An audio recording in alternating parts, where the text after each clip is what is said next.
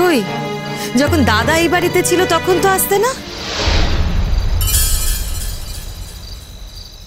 এইটুকু বুদ্ধি নেই তোমার, এইটুকু বুদ্ধি নেই। যখন তোমার দাদা এখানে ছিল তখন আমার আসার দরকার ছিল না, আর তোমার দাদা এই বাড়িতে থাকছে না বলেই আমার আসার প্রয়োজন আছে। নারী আর পুরুষের মধ্যে অন্য রকমের একটা রিলেশনশিপও থাকতে পারে, এটা প্ল্যাটনিক রিলেশনশিপ থাকতে পারে। বৌদি সে কথাটা বোঝে, তুমি বোঝো না, সেটাই হচ্ছে পার্থক্য।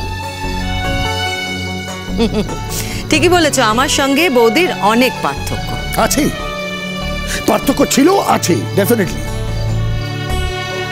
আমি তো সারপ্রাইজ হয়ে যাচ্ছি বৌদি এতগুলো বছর কতটা নিচে নেবে তোমার সাথে সম্পর্কগুলো রেখেছে।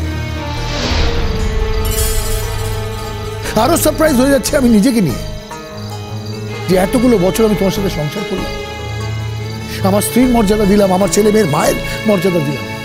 এই তো তোমার মেন্টালিটি।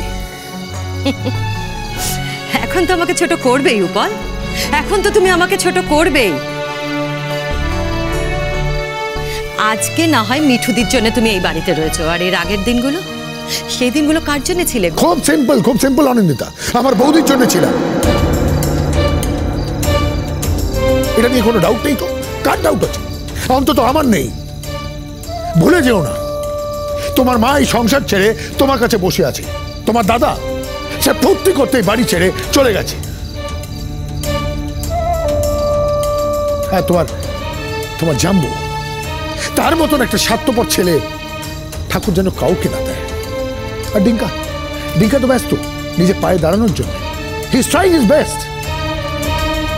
তোমার যদি মন হতো না, তোমার যদি মন বড় হতো, তোমার যদি মেন্টালিটি ঠিক থাকতো, তুমি অফিসের পরে এসে বৌদির পাশে দাঁড়াতে, কিন্তু সেটা তুমি করোনি। তার কারণ তুমি মাথায় ডিসাইড করে নিয়েছো যে তোমার বৌদি ভ্যাম্প, সেই নেগেটিভ। আর কারোর দোষ নেই, যা দোষ বৌদির দোষ। আর এটাও তোমার ব্রেন ওয়াশ করেছে তোমার মা তোমারই বাড়িতে বসে। বেশ করেছে।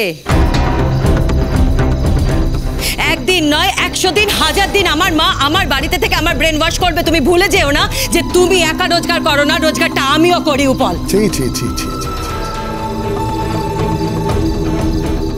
অবশ্য ঠিকই আছে, তোমার মন আর মেন্টালিটিতে এই কথাটাই প্রথম আসে।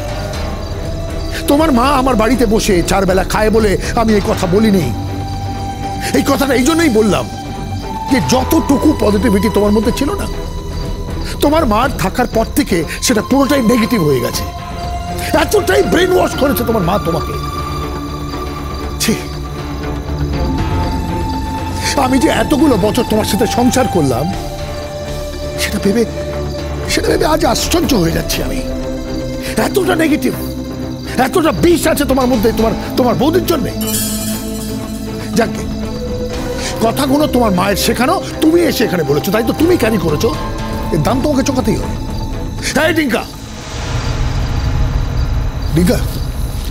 তোরা তো বাইরে বেড়াতে যাচ্ছিস, কই আমাকে ফর্মালি কিছু জানালি না তো?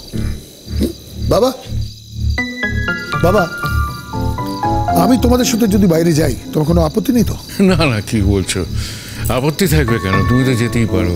দেখো না, আমার ছেলে যতদিন ছিল সেই তো আমাকে এখানে ওখানে নিয়ে যেত, এখন তো সে আমার নেই।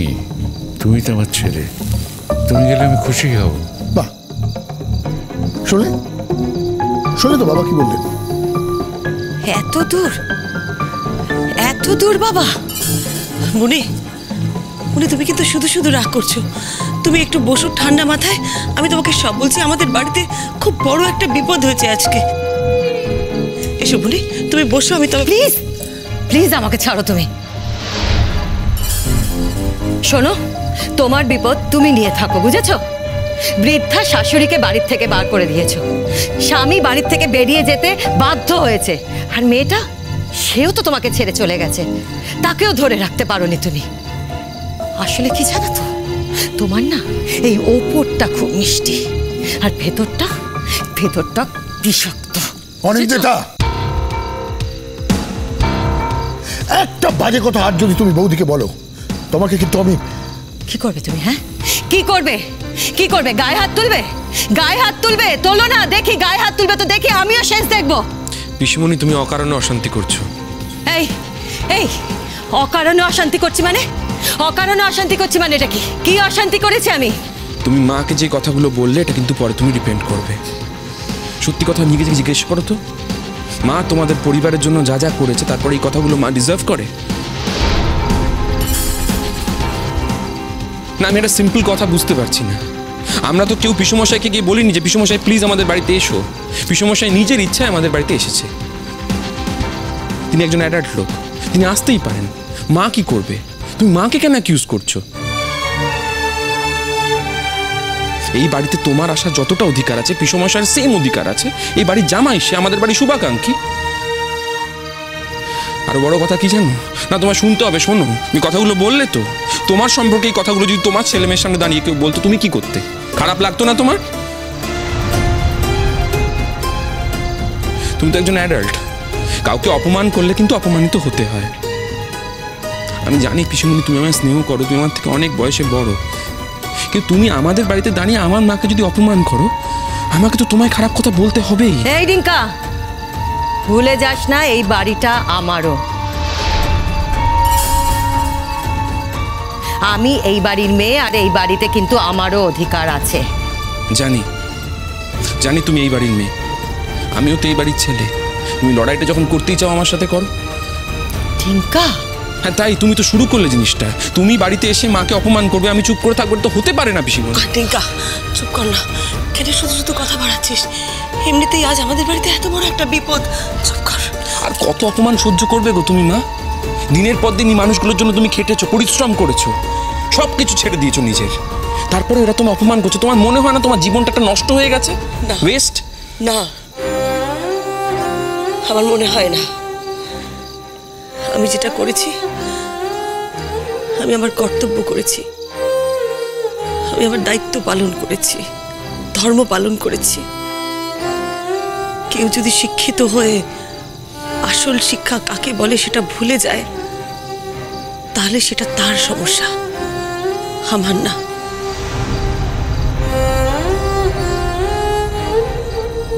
আমার বাবা মা আমাকে যে শিক্ষা দিয়েছেন আমি সেটা পালন করেছি। যদি না করতাম তাহলে আমার বাবা মাকে ছোট করা হতো টিঙ্কা।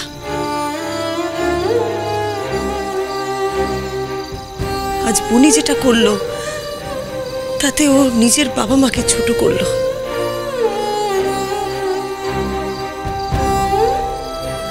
ও নিজেকেও ছোট করলো।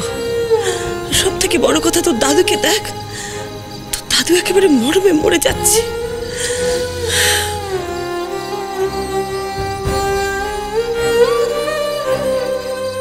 তুমি যাবে? না, যাব না অনিন্দিতা।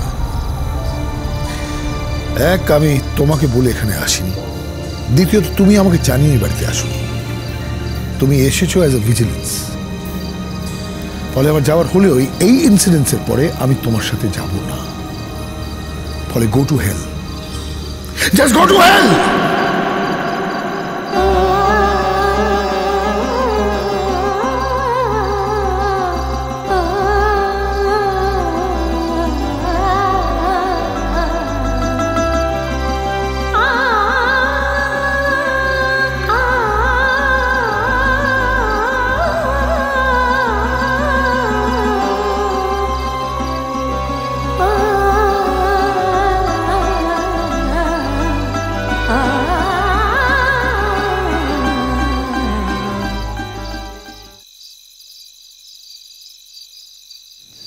এই বোকা মেয়ে, এখনো কাঁদছিস কেন? হ্যাঁ, কিচ্ছু হয়নি মৌ, কিচ্ছু হয়নি।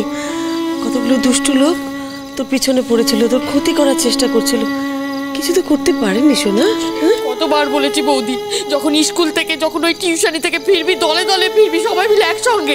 আমার কথা শুনে এইখানে একা ফিরছিলি, বল কেন হচ্ছেটা কি মিঠুদি? সরো এখান থেকে। কেন ওকে বকাবকি করছো? এমনিতেই সারাদিন মেয়েটার উপর দিয়ে এত ধকল গেছে, একটু শান্ত হও না তুমি।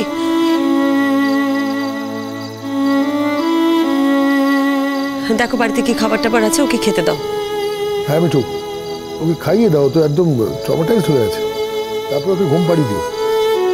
এক মিনিট, বলছি ঘুম পাড়িয়ে দেবে মানে কি? এত রাত হয়ে গেছে, তোমরা তো বাড়ি যাবে, কিসে করে যাবে? বাস ট্রেন কিছুই তো পাবে না। ডিঙ্কা, তুই কি গাড়ি করে ছেড়ে দিয়ে আসবি নাকি? ওদের যে আজকে রাত্রে বাড়ি যেতেই হবে তার তো কোনো মানে নেই। মানে ওরা কি থাকবে নাকি এখানে?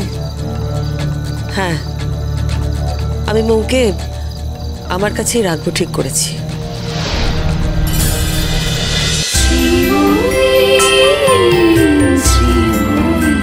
cholo cholo cholo cholo cholo palta